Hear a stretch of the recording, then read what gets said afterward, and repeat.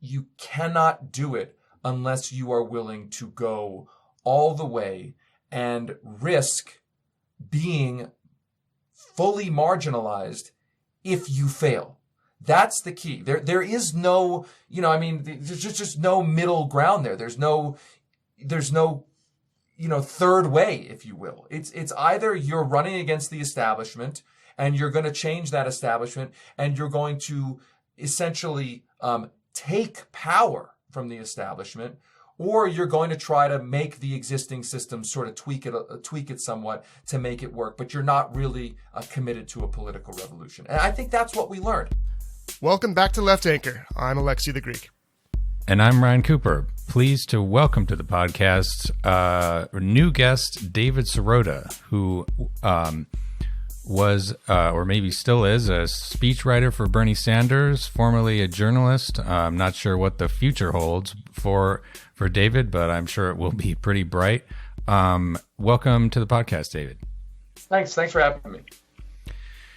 Great. Yeah. So I wanted to get your thoughts on, sort of the ongoing debate over, why Bernie Sanders did not secure the Democratic nomination and why Joe Biden did. You had a good piece on Substack about this, which we'll link to. And so, maybe, we can come at this from a variety of different angles, but maybe we could start with, your, perception of kind of the shortcomings of, the Bernie campaign, maybe decisions that they, could have made better. Sure. Let me just preface this by saying I think that Bernie Sanders ran a historic campaign that if you take the long view of what happened, it was we didn't win, so that wasn't successful, but there were a lot of other successes against a lot of big odds. Sure. An independent, self-described Democratic Socialist being one of the last two standing candidates in a multi-candidate field, presidential field, is pretty incredible unto itself. And I think that most people would agree that Bernie Sanders won the policy and ideological debate in the Democratic Party if exit polls are to be believed. And by that I mean that the large majorities of Democratic voters support the basic agenda that he has pushed, that it's worth saying was not necessarily the agenda of the Democratic Party 5, 10, 15, 20 years ago. So those are all big victories.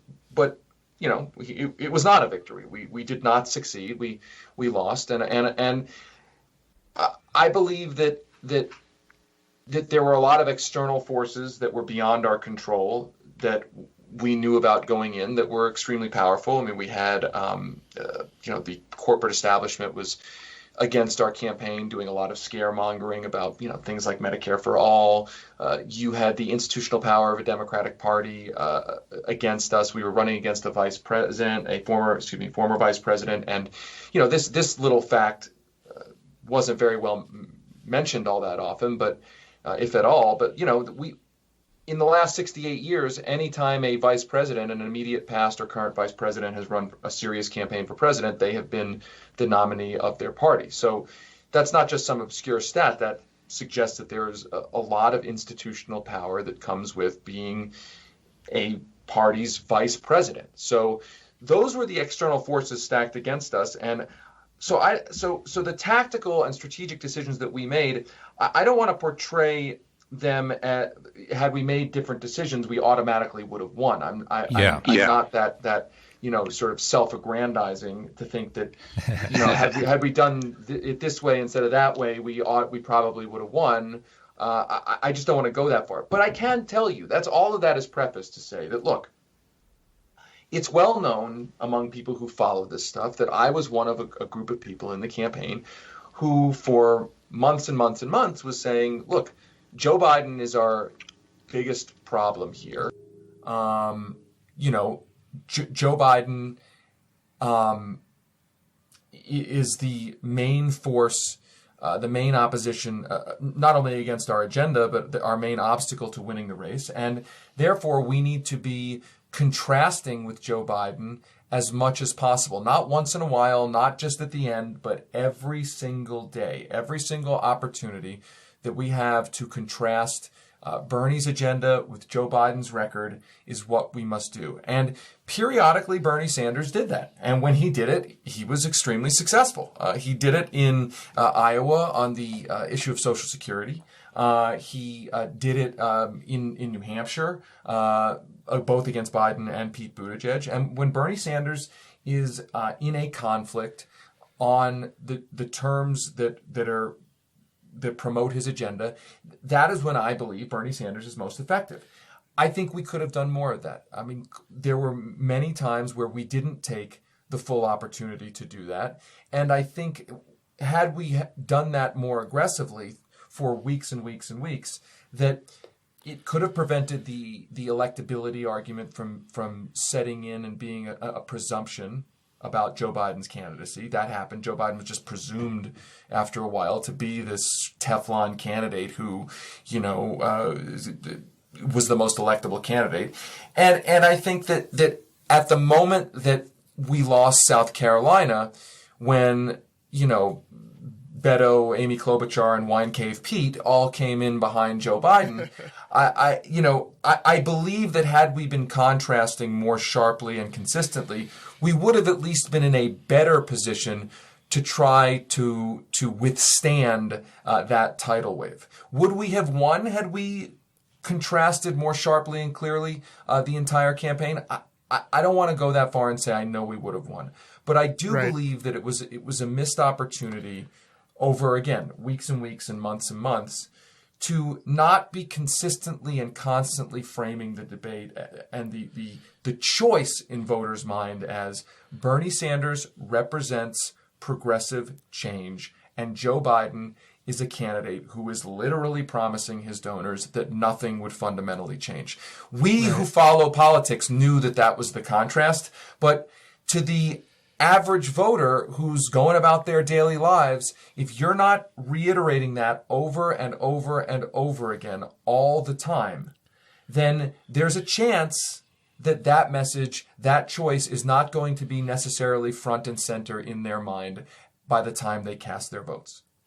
Right. Now, let me ask you, David, because I'm on board 100% with the idea that, there are limits to political agency and to the ability of a campaign, everyone included, to control the effects. And so, Machiavelli said with a ruler, it's about 50% virtue or control or agency and skill, and about 50% Lady Fortuna, and of course, we know that Marx says we make history, but not under the conditions of our choosing and all that. So, I'm curious, not about what could have happened in counterfactuals, but in terms of why, as you say, the contrast wasn't applied more often. Do you think that was a function of, look, for a while, everyone thought, poor Biden, somebody should pull him. He's sundowning. Maybe don't punch down and the poor guy looks like he doesn't know where he is during the debates. How much was it? There are all these other candidates. Buttigieg looked like the threat for a minute, right? How much was that lack of contrast something like that versus, the tyranny of decorum, as you point out, or the idea that, the media was spinning, you shouldn't fight dirty, which is just a ahistorical, ridiculous thing, both in terms of actually winning and in terms of this race relative to other ones. So, yeah, how do you explain that lack of contrast consistency? Well, I think it was there were self-reinforcing factors that all went together. So I think that, as I said in my newsletter, I think that, one, Bernie Sanders is not a scorched earth politician. He's not a politician who is known as somebody who loves contrastive politics versus other candidates. He contrasts with the establishment as a kind of intangible idea. He certainly goes up against specific corporations, but in a rough and tumble of a campaign, he is not known as just a scorched earth one-on-one kind of candidate. So that was one factor. There's also, adding to that, the factor that Bernie Sanders likes and knows Joe Biden and has known and liked him for years and years and years. So I just, at some level, part of this is, politics is no matter the biggest politics, it can be personal. So that was a factor. I don't think those were determining factors, but I think those are factors. And then adding up all of that into a political environment in which the Democratic Party establishment and Democratic adjacent media were casting every even mild contrast as some sort of vicious attack. What I call this tyranny of decorum, where decorum and etiquette and being nice to each other is presumed and portrayed to be the most important thing, that we can't have a rough and tumble primary for fear of undermining whoever is the nominee's electability. That environment then created a very stifling environment. And so to summarize, you had a candidate who's not super comfortable being a scorched earth candidate, who also happens to like personally the candidate he's running against, going into an environment in which even mentioning a congressional floor speech about the Iraq War, that Joe Biden voted for the Iraq War, is considered some sort of horrible scandal. And you're not gonna. It became an uphill fight to have us contrast on a day-to-day basis. And I want to be clear. It's worth underscoring, because I have been really surprised. I mean, I have seen people on social media, and look, social media people say all sorts of crazy things, but the social media, email, I've heard people have said it to me in my own life, oh, this was like the most negative campaign, a negative primary. I can't remember. I mean, Bernie is just so negative. And you're like, have you been asleep for 50 years? Like, what are you talking about? Like, literally, what in God's name are you talking about? Literally, have you met the Clintons? I mean, and I want to be clear. I'm not like blaming the Clintons. I'm not even saying the Clintons are wrong. Like, you go back and you watch Hillary Clinton's ads against Barack Obama, and they are, she's vicious. Almost explicitly calling him corrupt. Barack Obama fires back, saying she's a puppet of lobbyists. John Kerry, blowtorching Howard Dean. And I believe all of that is actually fine. Like, I'm no fan of Hillary Clinton. I've got my issues with Barack Obama. I've written about that. But Democratic primaries are supposed to vet the eventual nominee. That the rough and tumble, the back and forth, even the harsh back and forth, is what road tests and battle tests the candidates for whoever is going to be the general election nominee. I mean, Barack Obama was flamethrowered by the Clintons in 2008, and I would argue that made him a stronger nominee in the general election. I do not buy the idea, having now worked on 7 campaigns, I do not buy the idea that tough primaries weaken general election nominees. Because the argument that tough primaries weaken general election nominees is predicated on something that is ridiculous, an idea that is absurd. Which is to say, it is predicated on an idea that if you criticize, let's say, Joe Biden's record on trade, voting for NAFTA, the China trade deals, pushing TPP, if you criticize him in the primary and you criticize him too harshly, goes the argument, you're going to weaken him if he's the eventual nominee. And then when he's the eventual nominee, he'll be weaker, and that'll help him lose to Trump. That presumes that if you mention NAFTA, China, PNTR, and the TPP in the primary, that's the only way Donald Trump would know about that Joe Biden was for NAFTA, China, PNTR. Donald Trump, oh my God, I didn't know that Joe Biden was for now. Wow, this is great. Like, it's so absurd. The point being that you litigate these issues in the primary for 2 reasons. One, you suss out whether a candidate's weakness is in fact a fatal electoral weakness. That's one thing. And you can suss that out at a time when the party potentially has a chance to choose someone else. And 2, at minimum, you get the eventual nominee prepared in real time to respond effectively to that criticism in a more comfortable or a more safe primary, internal party primary environment than having to deal with it, having never dealt with it, in the perilous general election when you've got $1 billion worth of ads, negative ads coming at you from Donald Trump. So I just, the whole be nice in a primary in order to strengthen the general election nominee, have a coronation rather than a rough and tumble, drag it out battle in the primary, that's better for the party. It just doesn't make any logical sense. Yeah, you could even say, that Bernie maybe made a similar mistake in 2016 and 2015. Famously, he kind of was gentlemanly towards Hillary Clinton about her email scandal. What did he say? Like the American people are sick and tired of hearing about your damn emails. And that was thought, what a nice fellow, Bernie. But that issue did indeed come to dominate the entire general election campaign, and Hillary Clinton was not able to put it away. And if he had pressed that issue really strongly, I think you're probably correct that either Clinton would have dealt with it in a convincing fashion, or it would have, maybe put Bernie over the top by convincing people that she had no answer. And then it was just going to be this festering thing that would just keep going through, November, which is what happened, right? Well, yeah. And so, and I would say to this, I don't think that you need to always be doing contrast on everything. It's not a kitchen sink idea. I mean, I wasn't on the 2016 campaign. I could see an argument either way for Bernie should have doubled down on the email stuff, or he did the right thing strategically. Because what you want to do is you want to create conflict on a set of issues that both help you as well. Help you stress your positive agenda and spotlight a weakness in your opponent. So we could debate the specific email issue or not. Sure. I'm not sure that would have been a good call. But the larger point, the larger point is that conflict is not bad. The culture of conflict aversion that the establishment puts out there, the Democratic establishment puts out there, which, by the way, aimed almost exclusively at progressives, which is not a coincidence.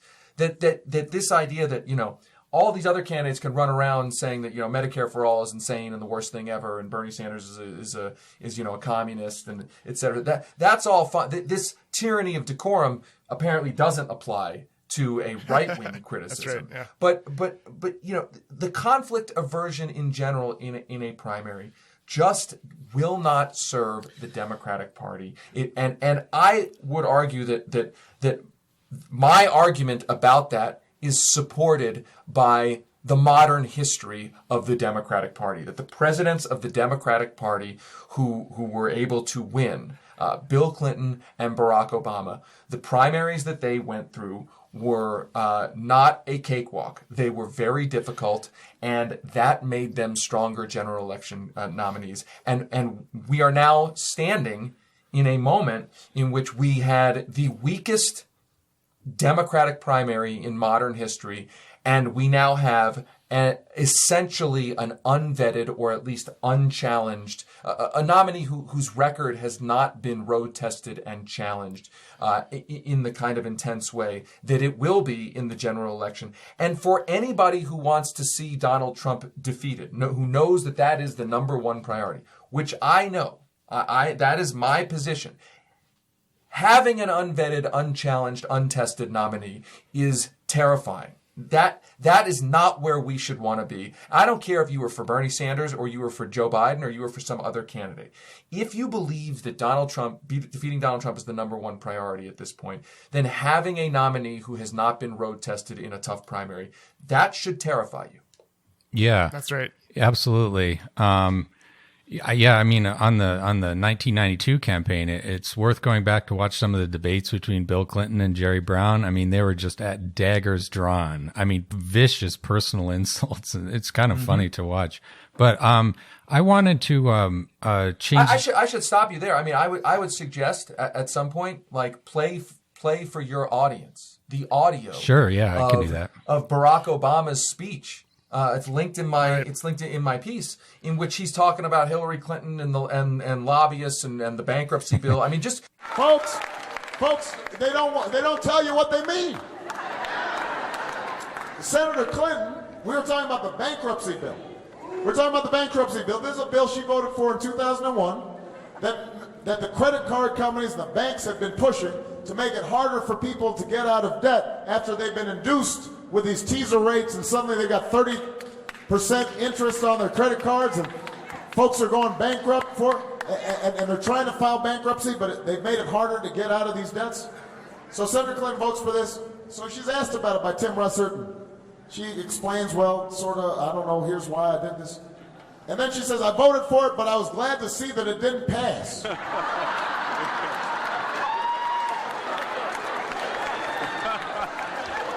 What does that mean? What? No, seriously, what does that mean? If you didn't want to see it pass, then you can vote against it. Just so because you play it and people are like, oh my God, I can't. I forgot that even happened. I think all the time about the difference between, say, LBJ and Jimmy Carter, and this is a question I have for you. That I mean, LBJ was a dick. You know, he was effective though, and Jimmy Carter, nice guy, everyone loves him. And so when you think about what inspires people about Bernie, so much is his integrity, his principle, and there seems to be this conflation between purity, principle, and I mean, the left gets attacked for not compromising and for being vicious and all these things too. So it's a little confusing because, you know, you got Bernie getting slammed for not calling people on their birthday and not rubbing the back of Jib Clyburn or whatever. And then he gets slammed, I think, rightly, for not going after Biden when Biden straight up lied about his record in the debate with the bankruptcy bill. I mean, that could have been a moment where Bernie said, Joe, this is a straight up lie. And in fact, the people of this country shouldn't support someone who would lie so blatantly about such an important issue. So, you know, how do you blend principle and integrity with the kind of righteous anger and as well as relationship building? It's a tricky thing, right? Well, I would flip it around and say this. And I want to preface this by saying that I think Bernie Sanders is a deeply principled person. He has been my political hero for 21 years. You know, my great respect for him has not changed, and it will not change, period, full stop.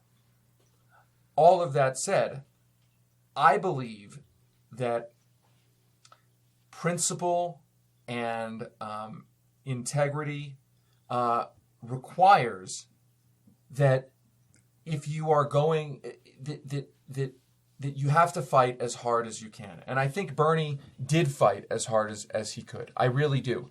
But here's my point. The difference between what I've said where the campaign wanted to go and we did, and I want to be clear, we did this periodically. It's not like we never did it. But the strategic differences or the strategic debate that we had in the campaign, it was, I believe, a difference over tactics and not values and principle. It wasn't like, you know, Bernie was like, you know, too afraid to fight for his principles. I just think it was a tactical dispute, right? And we should not mistake tactical disputes with disputes over values. Right. But I would also say this, that the primary election, to my mind, Bernie's theory was, and has long been, and this is not even controversial to really say, that you have to have, as you organize on the outside, as you pressure on the outside, especially as a politician is part of, and there's a very rare politician who works with the outside in any real way like he does. But that's very rare. But if you're going to play that role, it also helps to keep some foot inside, if not the establishment, then the tent of the sort of traditional political system. So that otherwise you run the risk of being marginalized, made irrelevant, turned into Ralph Nader, and then nobody can hear you. And that has been Bernie's strategy, and it has been a successful, very successful strategy as a U.S. senator, as a House member, as a mayor, to get things done and also push the envelope. You cannot deny that. But if you are running for the top office, to run the entire country and obviously run the party, that I believe one potential takeaway from this primary is that inside-out model will not work. That there is no, and there is no middle ground. That if you're going to run to take out the establishment and truly lead a political revolution, that you cannot do it unless you are willing to go all the way and risk being fully marginalized if you fail. That's the key. There is no, there's just no middle ground there. There's no third way, if you will. It's either you're running against the establishment and you're going to change that establishment and you're going to essentially take power from the establishment, or you're going to try to make the existing system sort of tweak it somewhat to make it work, but you're not really committed to a political revolution. And I think that's what we learned. And I just want to say one last thing about that. I don't think it's like Bernie sold out the revolution. I don't think that at all. I think that it's just he had a tactical, strategic view of how to do it, and I think that he got close, but I think that ultimately that tactical, strategic view, the limits of that tactical strategic view were illustrated in the results. Yeah, more evidence for that, argument, I would say, is the failure of Elizabeth Warren, who had a much more inside outside, maybe 50-50, whereas Bernie was maybe 75% outside. Right, and she performed way worse. Yeah, exactly. But it also seems that absent, if things had broken down just slightly differently, Bernie maybe could have won. I mean, you look at, he's going into South Carolina, and he's like roughly tied with Biden, maybe behind by slightly. Then Clyburn endorses Biden, which changes the polls dramatically overnight.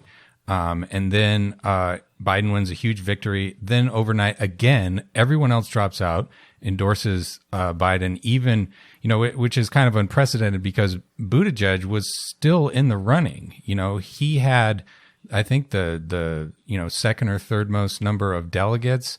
And it's extremely odd for a person who was still in the running to drop out that early before Super Tuesday.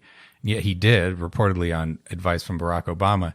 And that came, as I said, immediately on the heels of South Carolina. And then there's a huge burst of positive media for Biden that he didn't have to spend anything to get. And then, his polls start shooting up. And also, Elizabeth Warren does not drop out and endorse Bernie. And so she probably tips the tide in 2 or 3 states from what Bernie would have won.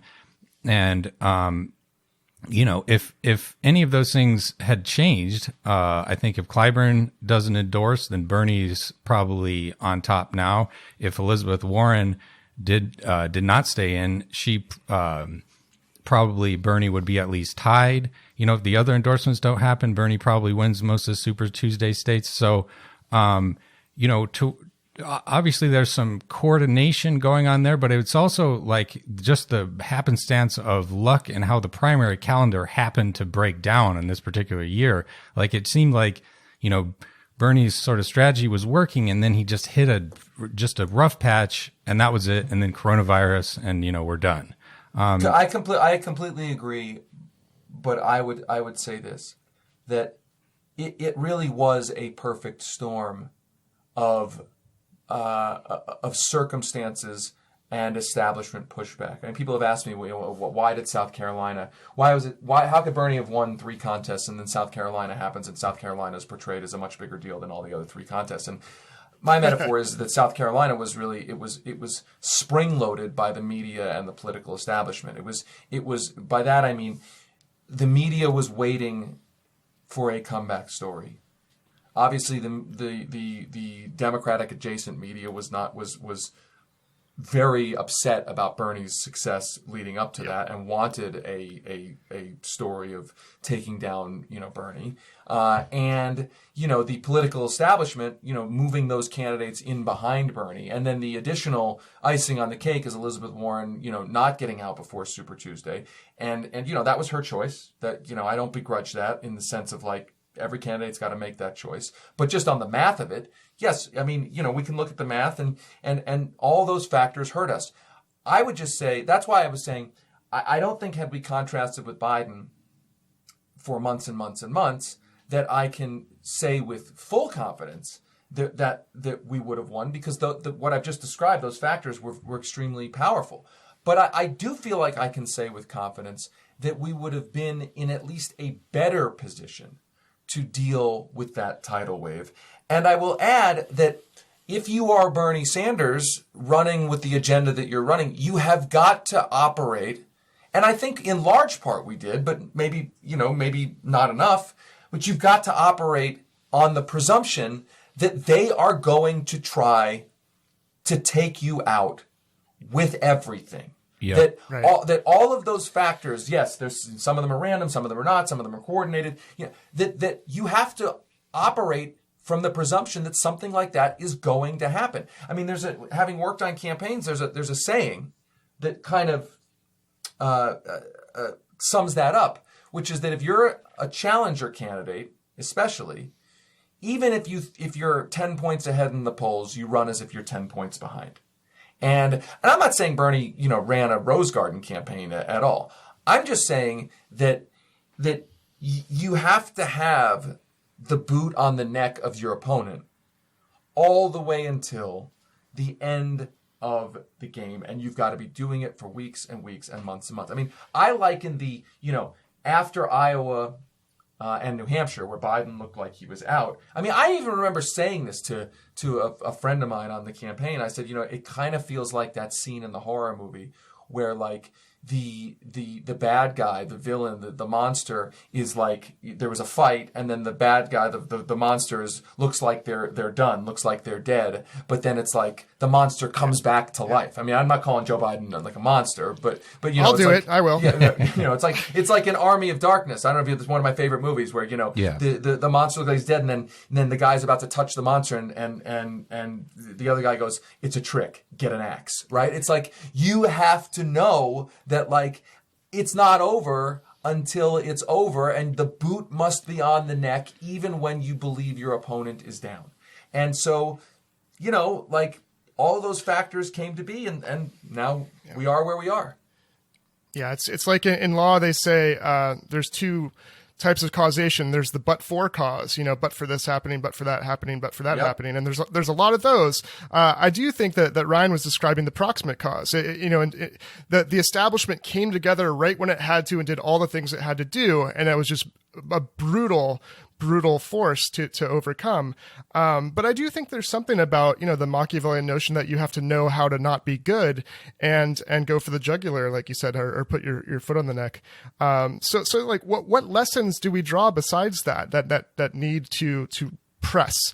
What can we take away? Because I think a lot of, Bernie supporters are really kind of down and angry and feeling a lot of things. But as we've seen from Occupy to 2016 to now, progress has a lot of stops and starts. And Occupy wasn't a failure because it gave us the 99% versus the 1%. And how can we learn from this and move forward in a productive way? Look, I am optimistic in the long term and somewhat nervous and pessimistic in the short term. I am very nervous that Joe Biden will have a lot of trouble defeating Donald Trump for many reasons. One of them being that if Joe Biden doesn't embrace a much bolder progressive agenda, I'm nervous that parts of the base of the party will not be energized. What are the odds he will? Do you think there's any leverage being applied? I do. I do, because I think he wants to win the election. And now, so the question is whether he's going to be the Joe Biden of old who thinks that the way to win an election. I mean, this is not this is just indisputable part of his record, which is Joe Biden has been a candidate, a politician who's juxtaposed himself publicly, his brand, as in conflict with the base of the Democratic Party. I mean, this is a guy who put on his website in the Senate, I was one of the most conservative senators in the Senate, right? I mean, again, a triangulating brand. I am not progressive. That's why you should vote for me. I am not one of those, quote unquote, crazy liberals in my party. Look at me. I mean, he was doing that all the way up until 2008, when he was saying, I'm willing to put, Social Security cuts on the table when he was running for president back then. So are his instincts and reflexes so retrograde that he thinks that's the way to win the election right now in 2020? Or will he see at least the political utility of actually energizing and engaging the base of the party?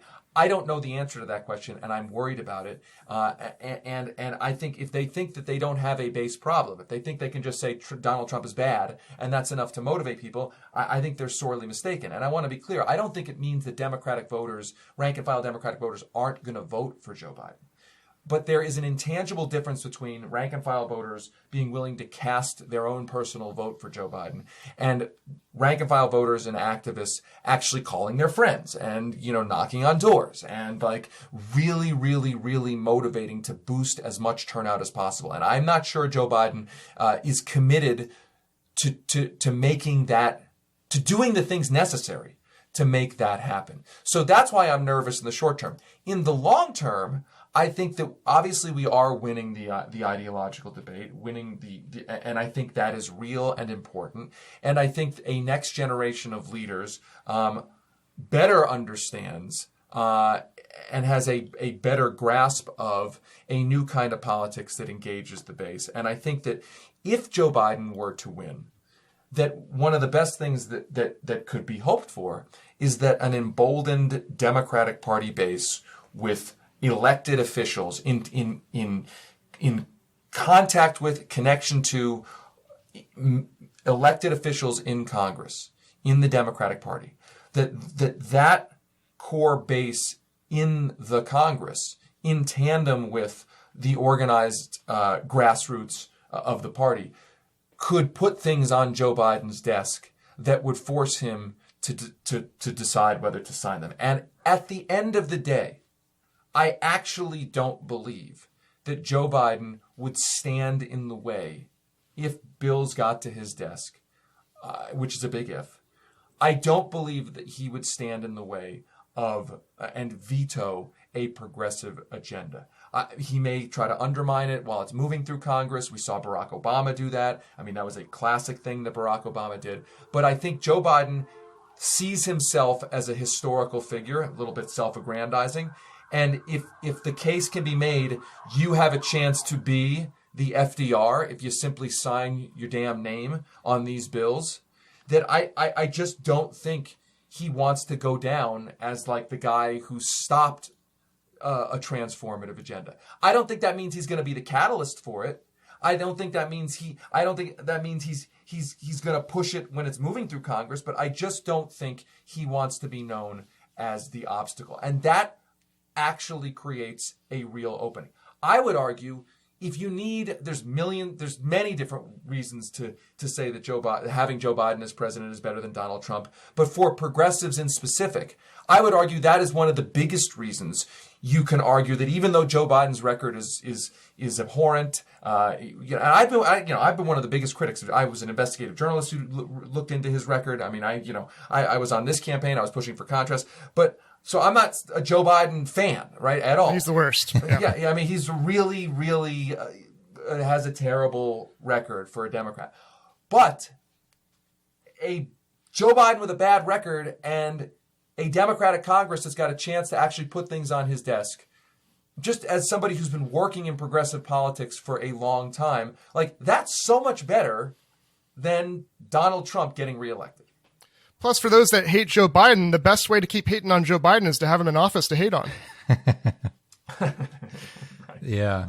Well, I know you've got to go, David. But yeah, thanks for coming on the show. And best of luck with, your future endeavors. Thank you. I appreciate you guys. I appreciate you both having me. Sure thing. Cheers. Thanks for listening, everybody. If you enjoyed our discussion with David, our next bonus episode is going to be an extended discussion of the failures of the Bernie campaign and the structural obstacles to leftist politics in the United States. So if you're interested, I encourage you to sign up at patreon.com/leftanchor. You can check that out. But if not, thanks again for listening, and we'll see you in the next episode. Bye-bye.